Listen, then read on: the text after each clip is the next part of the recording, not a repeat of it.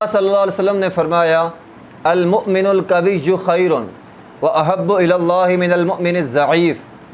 फरमाया एक कवि मोमिन, मज़बूत जिस्म वाला, मज़बूत हाथ पाँव वाला, सेहतमंद मोमिन एक कमज़ोर मोमिन से अल्लाह ताला के यहाँ बेहतर है, अल्लाह ताला को ज़्यादा महबूब है। मोहतरम भाइयों, इसकी बहुत सारी वजूहात हो सकती हैं। जो कवि मोमिन होता है वो इबादात में, फ़राइज़ की अदागी में ज़रा ज़्यादा मज़बूत होता है, ख़ास तौर पे मैदान जिहाद में ज़्यादा मज़बूत होता है बनिस्बत एक कमज़ोर मोमिन के। बहरहाल नबी अलैहिस्सलाम ने फरमाया वफ़ी कुल्लि खैर, हर एक में खैर है। ये ना समझें कि कमज़ोर मोमिन है उसके अंदर खैर नहीं है। खैर जो है वो हर एक में है, चाहे वो कवि मोमिन हो चाहे वो कमज़ोर हो, खैर हर एक में है। आगे फरमाया इहरिस अला मा यनफ़उका, फरमाया उन चीज़ों की इंसान हिरस करे जो चीज़ें इंसान को नफ़ा देती हैं। तो नफ़े वाली चीज़ों की इंसान की नफ़े वाली चीज़ों की हिरस करनी चाहिए जिन चीज़ों में इंसान के लिए फ़ायदा है। बेफ़ायदा चीज़ें, फ़जूल चीज़ें जिनका कोई फ़ायदा ही नहीं है, ऐसी चीज़ों की हिरस जो है वो नहीं होनी चाहिए। आगे फरमाया वस्तईन बिल्लाह वला ताजिज़, फरमाया अल्लाह से मदद मांगो और हिम्मत ना हारो। इंसान किसी काम का अज़म कर लेता है, मैंने फ़लाँ काम करना है, अच्छा काम। अज़म करने के बाद क्या करें? हिम्मत ना हारें। बाद औक़ात इंसान को कामयाबी नज़र नहीं आती, इंसान कामयाब होता हुआ महसूस नहीं होता, तो फिर बाद औक़ात इंसान हिम्मत हार जाता है। फरमाया वला ताजिज़, हिम्मत नहीं हारनी।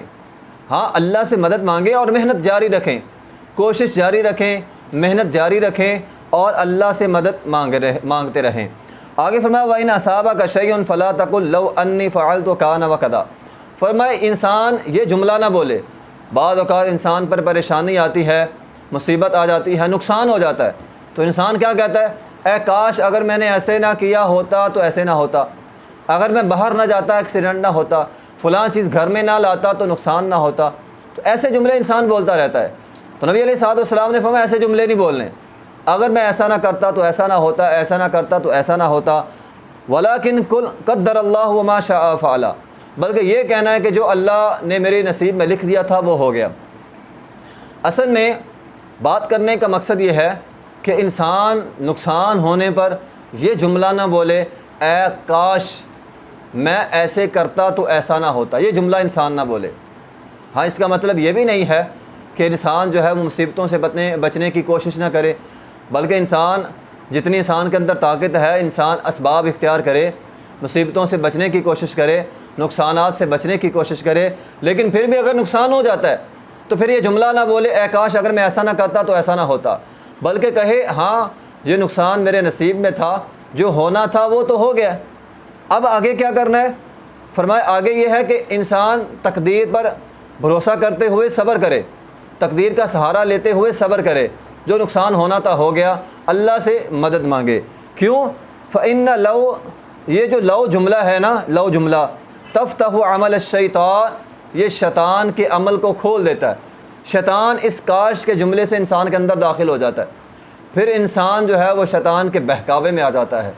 इसलिए ये काश का जुमला अपनी ज़िंदगी से निकाल दें। काश मैं ऐसा ना करता, काश मैं ऐसा ना करता, जो होना था वो हो गया। ये काश का जुमला निकाल दें। दूसरा, इस हदीस में हमारे लिए सबक है कि हमने हिम्मत नहीं हारनी है, जो जिस काम का अज़म कर लिया वो काम करना है। तीसरा, इंसान अल्लाह से मदद मांगे है, अल्लाह से मदद मांगे और हिम्मत ना हारे। चौथे नंबर पर फरमाया इंसान जो है वो जिन चीज़ों का फ़ायदा होता है उन चीज़ों की इंसान हिरस करे। और आगे पाँचवें नंबर पर हमारे लिए ये नसीहत है कि इंसान सेहतमंद बनने की कोशिश करे, क्योंकि सेहतमंद मोमिन ज़्यादा बेहतर होता है एक कमज़ोर मोमिन से। व आखिर दावाना अल्हम्दुलिल्लाहि रब्बिल आलमीन।